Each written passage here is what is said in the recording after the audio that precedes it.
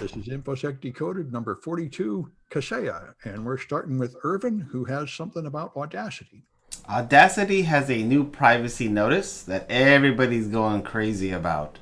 Really, I actually glanced through it and I didn't see what to get mad about, and I'm using Audacity. So what exact disaster am I causing myself? Well, I guess, WSM Group is based in Russia. Spelled out. That's where they're at. That's who owns them? Yeah. Oh, And they're going to be tracking things like your OS version, your CPU, what country you're in, things that for some people, this is freaking out because it's an audio app. Why is it keeping track of when I'm running it, where I'm running it? why not? And even more worrisome, it only sends back that data if there's a bug report to send. Every app does this, every phone does this, so they can keep track of, like, if some version is causing crashes or something. This sounds perfectly legit to me. But I guess it wasn't doing it before, and now it is. By the way, if you're under 13, you're not supposed to use the app. So Yeah, I guess I could just say I'm under 13. Hey. Yeah. Oh, but it's Well, son. So for people at home that don't know what we're talking about, we went to a museum and the person there thought that Irvin was my son and offered us like a child ticket. Anyway, that was the best thing. Yes, son. Okay. So yeah, that's actually the thing that's kind of the big issue. People are freaking out about the gathering data, which really is an opt-in process and involves only bug reports. So they're just collecting bug reports. And this is kind of standard practice. Of course, if the law enforcement comes and says, hey, we need those bug reports, they will give those bug reports to law enforcement. The big issue, of course, is actually the 13. So they're saying that you have to be 13 or older to use Audacity. However, that violates the GPL. So GPL explicitly states the software should be able to be used by everybody, and you can't have those age restrictions. So, but if they did let people under 13, they'd probably violate child privacy law, right? Exactly. So it might be a good idea for them to have, just use GitHub to have people report their own bugs and stuff, and not rely on this telemetry. I suppose. And also the telemetry is going straight to Russia, right? It is not going straight to Russia. However, it can go to Russia. So this is kind of like running Kaspersky antivirus, which is like now no longer recommended in America because your stuff is going to Russia. Yeah, I mean, and also, yeah, I mean, yeah, like this is a lot of FUD, fear, uncertainty, doubt. We'll get into that later in one of my articles too. I'll have a lot of FUD, but yeah, no, it can go technically to Russia or anywhere else, really. I mean, anywhere bug reports are taken. Right, because they have lines for the RCCPA, the EU. They have lines in there for the other major laws. So yeah, their data is probably staying within certain areas, but also can go to Russia. Well, I guess in principle, it's nice to see people care about privacy, but I'm not too excited. What's up, Alec? I think one of the complaints, though, is that they included quote unquote data we collect, data necessary for law enforcement litigation and authority requests, which is like super broad in this context. Is there some way you use Audacity to pirate stuff? I'm not saying that. No, but I mean, it does sound like the only reason you would care is if you could somehow copy music. I guess you could, right? You could play a music player and then use Audacity to make an un-DRM'd version of it. Maybe that's what's going on. Anyway. Yeah. So they did say that if a police officer comes with a warrant, they will give out the data, which, I mean, any company really should. I mean, they don't even need to say that. I mean, they have to. Exactly. Well, anyway, we've got a guest, Alec Mackless, with us. So go ahead and tell us about this Try Hack Me, Alec. Yes, Try Hack Me just released their free security learning pathway. And so if you don't know what Try Hack Me is, it is a website that likes to focus on learning with like these challenges and what they call rooms in the field of cybersecurity. If you know what Hack the Box is, you can think of Try Hack Me as sort of like a learning focused version of Hack the Box with more challenges targeted at beginners. In this free security learning pathway, it's a series of challenge walkthroughs that really teach people the very basics of cybersecurity and get that foundation. You might not necessarily be like hacking computers immediately, but you're going to get a good foundation in networking, websites, Linux, and Windows. I actually, Sounds like a hit. That's a huge market. Beginners is the biggest group. And everybody I know loves Try Hack Me. absolutely. They just released it yesterday, and I went through a couple of them. I was really impressed with the quality of these things. Now, And now it's not free, right? Part of it's free and then you have to pay for all of it or something? yes, this specific pathway, the majority of it is actually free. It's like the first two in networking, first two in website, all of the Linux and all of the Windows is free. So But even if you pay, it's not much, right? yeah, it's only like $10 a month, $8 if you are a student. Yeah, yeah. I think it's great. So yeah, so I'm kind of a pro, but I still use Try Hack Me all the time too, because sometimes I just don't have 5-6 hours to do a hack the box. I have 30 minutes or an hour, and I want to do something. I got to hack something. I got that hacking bug, and Try Hack Me is that perfect. Oh, I have an hour, I can do a Try Hack Me. So Yeah, it sounds great. All right. And Alan's got digital violence.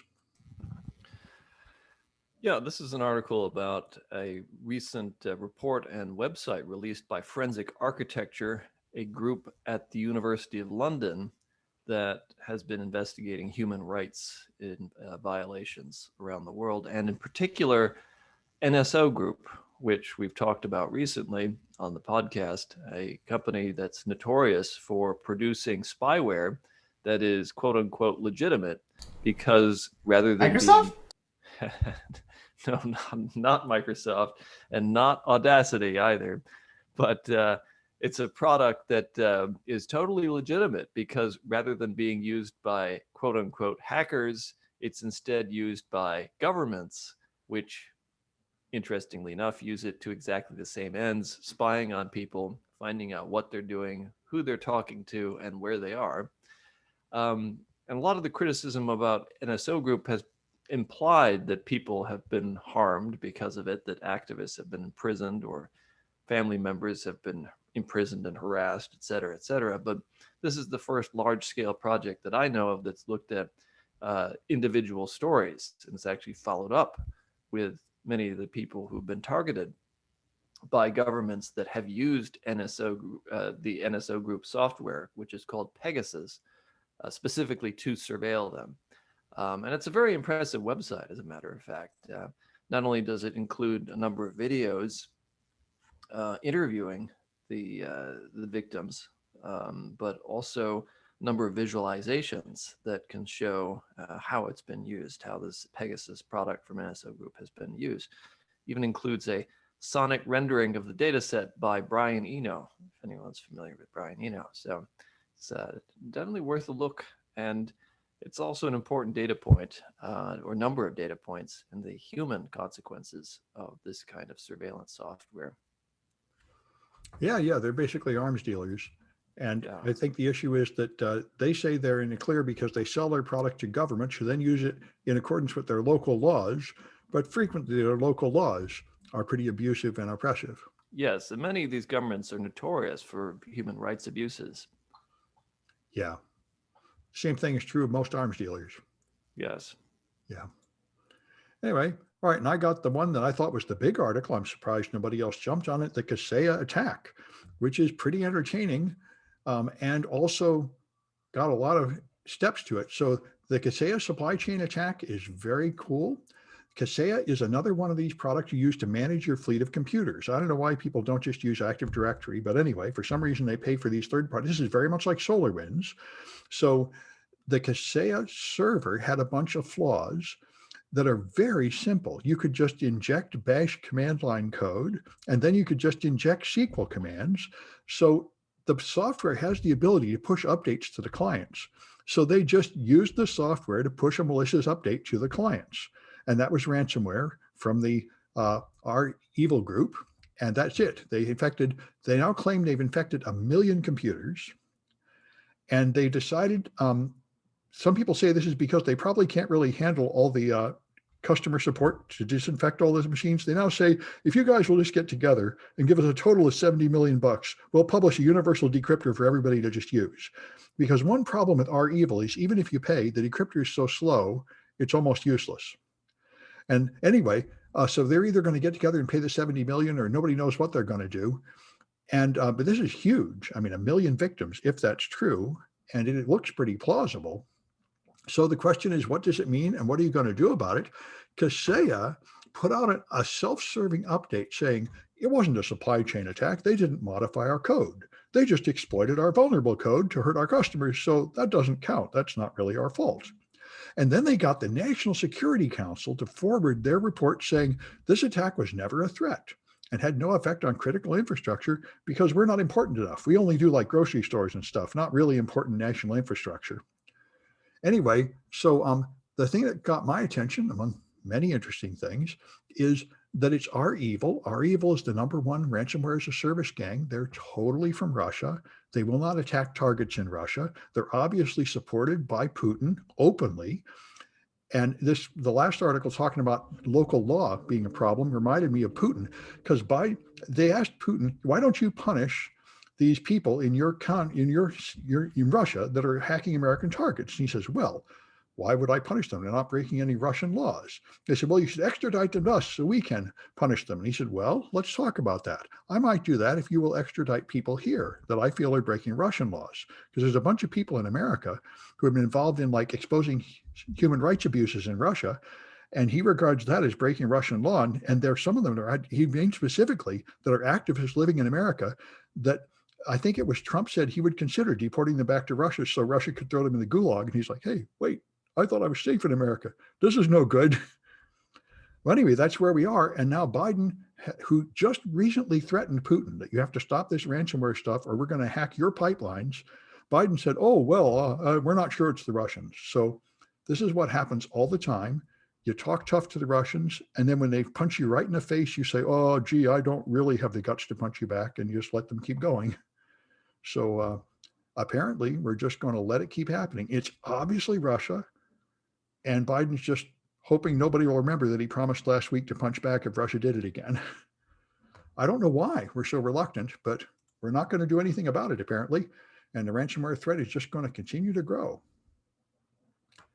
Anyway, then Kaitlyn has a nightmare scenario. A literal nightmare scenario. The Guardian has an article about advertisements in your dreams, which is a thing. Oh, please now. no. I saw a movie about that. Yes.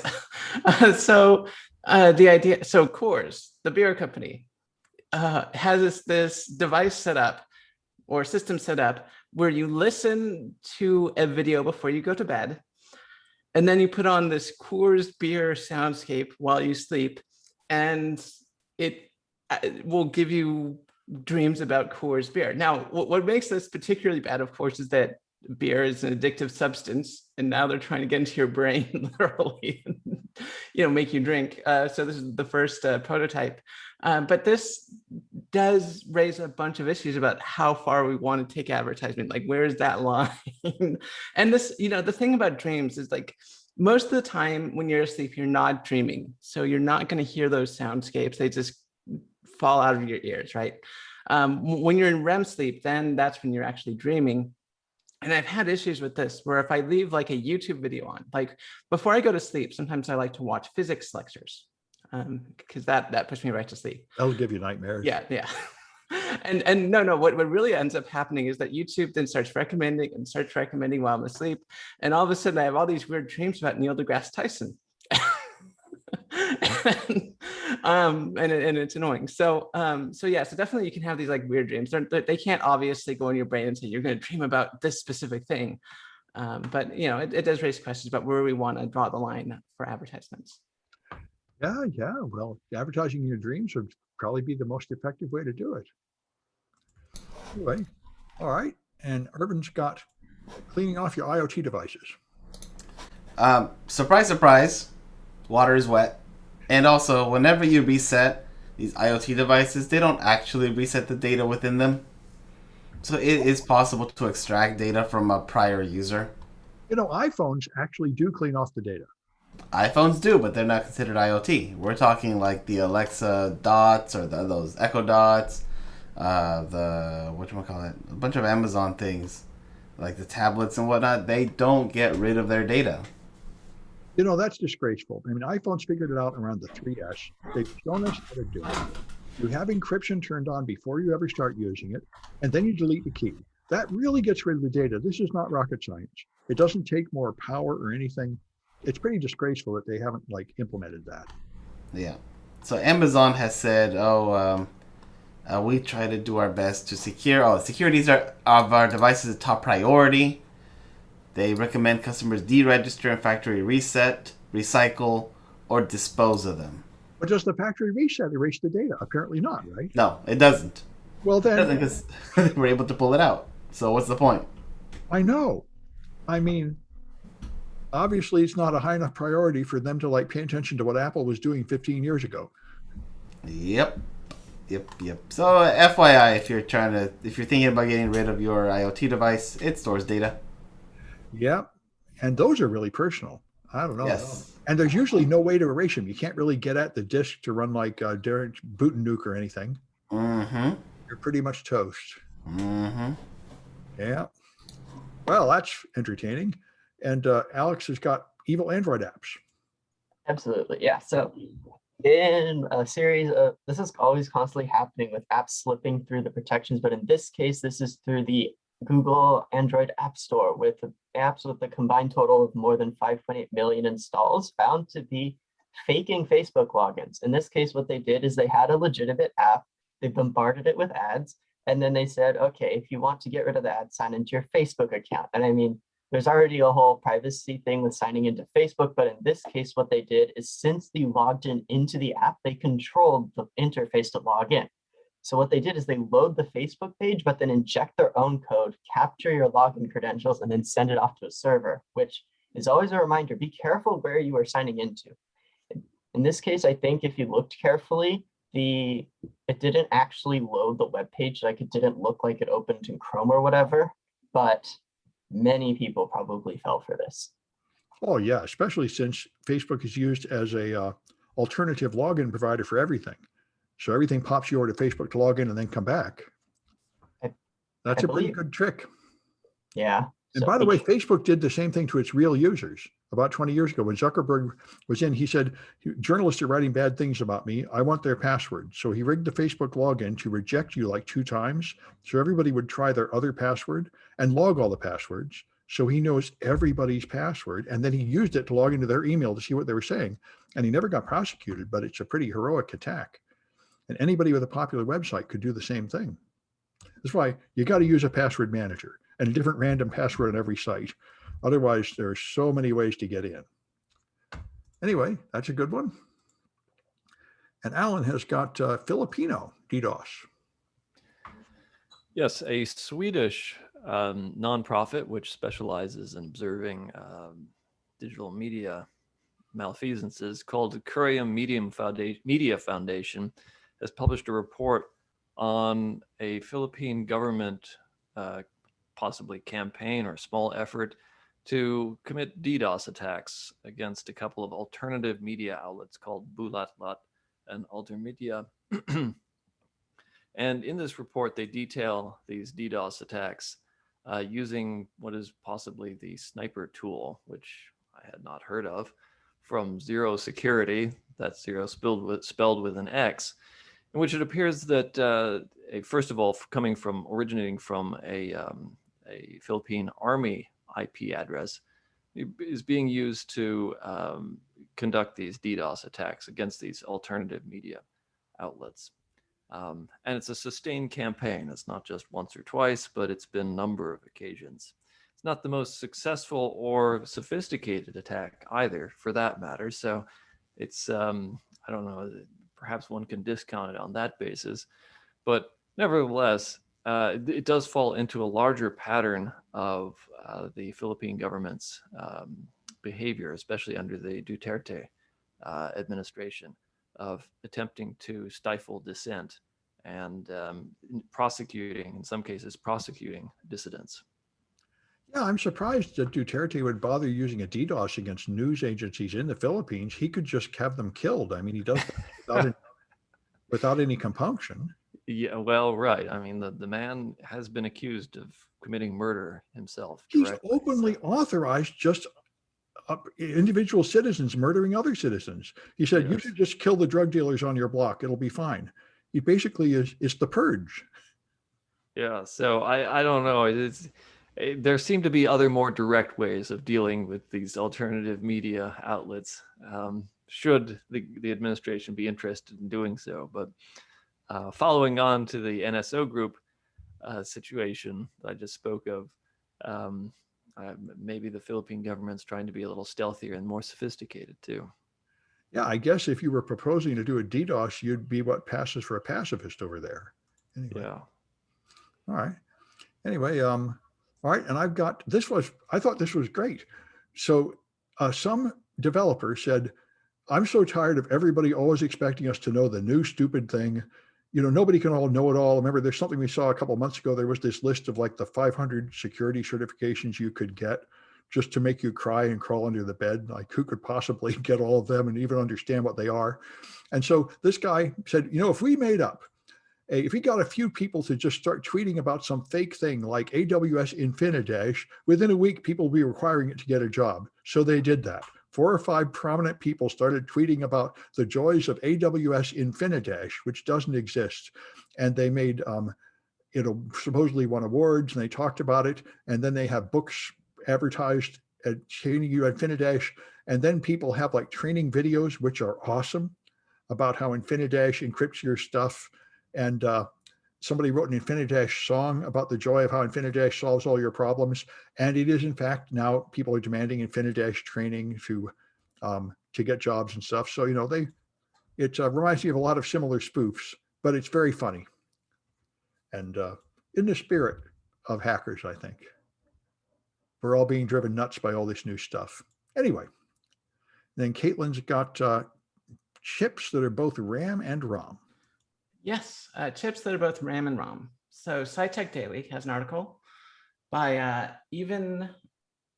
oh gosh, I'm gonna mess up this name. Lerner from the University of Pennsylvania. Okay, so a lot of our talks, a lot of stuff in cybersecurity as well as computing in general focus on big advancements on using big projects, right? So we talk about, you know, this new Google AI that's going to change everything. Well, what really changes everything are these little stupid components that are not exciting at all. They come out, but they totally change the landscape. You know, you come out with a transistor. What's so big about a transistor, right? It's like an electronic switch. Who cares? But of course, now we have a computer revolution. So we have a new type of device that's coming out. Oh, I say new. The idea has been around since the 1960s. So the idea is that it's called a ferroelectric field effect transistor. Most of our devices in our computer, especially our RAM, uses something called a MOSFET, which is a metal oxide semiconductor field effect transistor. Now, this ferric electric field effect transistor has this unique property where it can be used as RAM and ROM. So meaning you can use it like a RAM chip and store your temporary data, but when you turn off your computer, that data will still be there. And presumably you could use it for something like computers that instantly boot on, right? You can turn off your computer, go into power saving modes. This would be perfect for laptops. You turn it back on, computer's right where you left it. Uses no power whatsoever.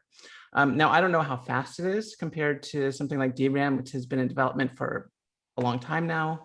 MOSFETs have been around since time immemorial. So those technologies are pretty much perfected at this point. Pretty much. I mean, they can get smaller, but that's about it. So now the first ferroelectric field effect transistor idea came around from the 1960s, but it really wasn't viable. So the main thing here is that apparently there's a new manufacturing process using something called I'm going to mess this up. I have no idea what this is. Scandium doped aluminum nitride. So I might be being trolled here since I don't know what those words mean, but I do know aluminum nitride. So those are at least real words. But apparently it makes these ferroelectric field effect transistors possible and able to be used in consumer electronics. Now you could do this with flash memory, right? No, you cannot. Flash memory uses something called NAND. It actually has a very limited number of read and writes. I thought they fixed that. Okay. They did not fix it as far as I know. There's a limited number of read and writes, and it's relatively slow compared to RAM. Right. That's the issue. Too slow, I think. Probably consuming too much power, all that reading and writing too. I have an external drive that uses NAND flash, and it connects via Lightning, Lightning, and it's amazingly fast. But if I pick it up, my hand gets burned. So, Wow. Yeah, that can't be good. All right. And so Irvin's got DEF CON workshops. Yes, it is 8:33 right now as we're recording this. At 9 o'clock Pacific, they're going to open the floodgates. In half an hour. Yes, in half an hour, they're going to open the floodgates for people to register to all the workshops, of which 2 of them are yours and mine. Yeah. And by the way, I might as well issue some subversive evil tricks. Just show up for the workshop. I don't know why they bother with this registration anyway. Who are they fooling? DEF CON is howling chaos. If 100 people sign up, only 30 of those people will show up. And so random people can always just walk in. I've never had to turn anybody away. And anyway. So there you go for all of our listeners. Yeah, we'll see what happens. But I mean, if you can't get in, just show up anyway. I've very rarely actually had anything get full, although maybe because of COVID, things will actually get full this time, or they'll enforce registration or something. But, I think they imagine themselves to be in control of what happens at DEF CON, and it's mostly an illusion. Anyway. All right, then Alec has, killing the iPhone again. Yes, killing it. Just 2 weeks ago, we learned of some bug where if you named a Wi-Fi network a certain way with % signs, if you tried to connect to it on an iPhone, it would effectively crash and prevent you from connecting on any Wi-Fi networks again until you reset your settings. And just 2 weeks later, somebody else found an even worse situation. If the phone merely saw the network name, it would not only disable your Wi-Fi, but resetting your network settings wouldn't necessarily fix it. Only a factory reset might. Yeah, so this seems like it's a pretty scary thing. If you just leave your phone on and you walk around, some clown will do this and kill all the iPhones around. And even restarting the network stack will not fix it. Makes me feel like I need to turn off the Wi-Fi when walking around with my phone. It also makes me wonder, this is a fairly basic bug because what they're using is string formatting characters like %p, %n. And what this does is when they format it, it'll insert a string or whatever. But the fact that Apple somehow missed this is pretty major. Yeah, format string vulnerabilities are not that hard to find in your code from source code analysis, but apparently Apple fouled up. And hopefully, one good thing though is Apple usually patches these things pretty fast. It might mean I actually have to update my phone. I often avoid that, but I think I might update it for this one. That's pretty annoying.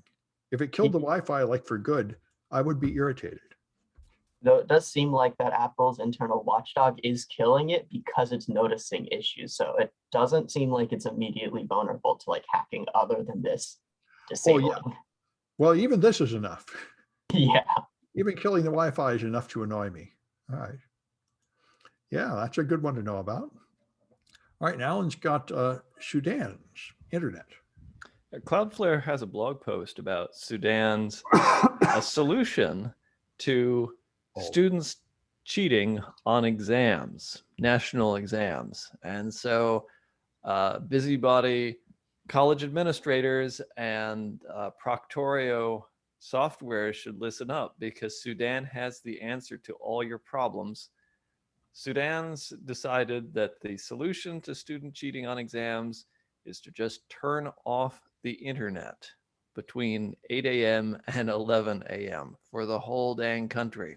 That way the students cannot cheat while they're taking their exams. And this has happened multiple times, starting in June, and has continued into early July, as recently as Saturday. And eventually they will just stop doing this, but it appears to in fact be about the exams. Sudan has also turned off the internet for political reasons too. The government has done this to suppress dissent, but the education ministry has posted about this, so it seems to be on the up and up. You know, we've had a lot of discussion with this cheating on exams. There certainly is a ton of cheating on exams, but you know, I'm I think like a lot of people have been teaching for a long time, I've sort of got fed up with taking exams so seriously. I think if you want to actually know if somebody knows something, you give them a project to do. Yeah, that would be the sensible thing to do. Yes, but I think the issue is if you have to evaluate thousands or possibly millions of people simultaneously, the only way to do that is with a standardized exam. And some countries do love their high stakes exams, They since that really do. obviously gauges student performance and learning better than any other method. I know, especially Asian countries, there's this all important exam you take at around age 14 that determines your whole life. And it used to be that way in Britain. And there's sort of incredible pressure and incredible cheating on that exam. Yeah. Well, they need to shut down the internet too. Yeah, well, yeah, well, anyway, I try to make it so my classes don't have things like that anyway. But I have the luxury of teaching something that isn't that closely tied to like a certification exam or anything. My sister teaches nursing, and it is kind of like that. There's this all important exam, like the bar exam, that you must take to become a nurse. And everything is about preparing for that one exam. Anyway, so there's a problem with Red Hat Package Manager, which has apparently been there forever, which is like almost every product that's more than about 10 years old, it doesn't actually perform HTTPS correctly.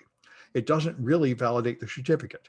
In particular, it doesn't check for expired or revoked certificates, which is a pretty common flaw because the certificate revocation list has been kind of a disaster right from the start. It never really worked. And so everybody just made it fail open because the certificate revocation check would not work. But anyway, it means you could take a invalid certificate and use it to make fake updates to Red Hat software, and it would not detect it, and it has not been patched. He's told them and submitted it, but they don't really seem to care. They say maybe in a few months they'll get around to fixing it. So that's charming for all the businesses running Red Hat.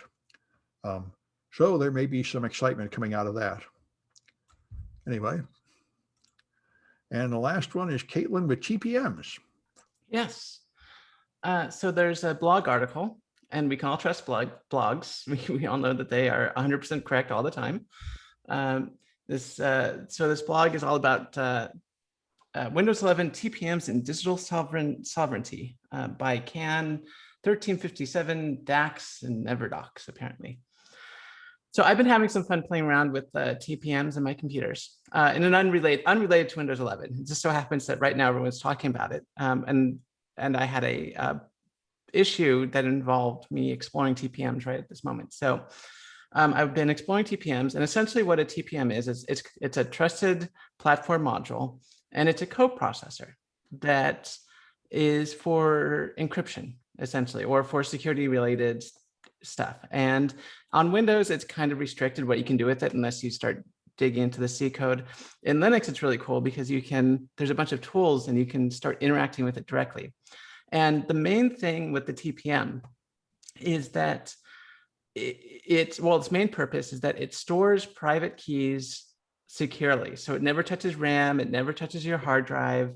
And when you want to encrypt something, you send the data to the TPM, it'll encrypt it. And so you can't really steal those keys, and you can authenticate your computer as being, your computer. And of course, the first thing that goes in my mind is, how can I abuse this? And so of course, there's the obvious. You could obviously use it for ransomware, right? If you can store the private keys, in the TPM, that could be really hard to get to and stuff like that. But the other thing, of course, is DRM, or digital rights management, on the part of Microsoft or operating system providers, who could use the TPM essentially in a way to restrict what you do with your computer. And this is not out of the question. Of course, Microsoft has been very interested in what Apple did with its closed ecosystem on the iPhone. And it would be Microsoft's just absolute dream if everyone had to use the Windows Store, which of course isn't happening. But Microsoft would love that. And you could totally make that happen with the TPM and start restricting what apps you can use. And you can also say, hey, because the TPM ties your computer to like a trust level, you can say, this computer is rooted. You cannot connect to this website on a rooted computer. You have to be on a pure Microsoft operating system. What is this nonsense? So there's a lot of stuff you could do with the TPM. Now, keep in mind, this is all FUD. None of this has been implemented. None of this has been confirmed. But it is very interesting that there are a ton of things you could do with a TPM that would be very not fun for consumers. Well, or of course, anyone. I mean, that's the way iPhones are anyway. You have to go to the official store. You can only run official approved software. And for most users, that's fine. Right, exactly. Yeah, I mean, it's this Nintendo principle where if it's not a big computer, it doesn't really matter if you're restricting software, right? So the reason it's Nintendo. So what happened in the 1980s is previously all computers you would buy, including like the Atari, anyone could develop for and push out software. And of course, everyone did that. And there was a whole bunch of junk put on the market, right? There was, and the entire video game market crashed. So Nintendo came along and said, we're going to put out our video game console, but you have to go through us to develop software, and we're going to put a little seal of quality, and we're going to make sure we're going to put a little lockout chip on it so no one else can develop software for our system. And there's been kind of like well, that's okay for things like a game console or a phone. But of course, there's a lot of money to be made when you lock down your platforms. So I'm sure Microsoft would love to do that on their computers, but we'll see. Yeah, well, I mean, they're imitating Apple. Apple made a pile of money with their closed system. Most users don't really want to write any software or run anything weird. They just want to run like Word in a browser and not get infected. Yep. All right. Well, I think that's it. So we will be back on Friday. Farewell.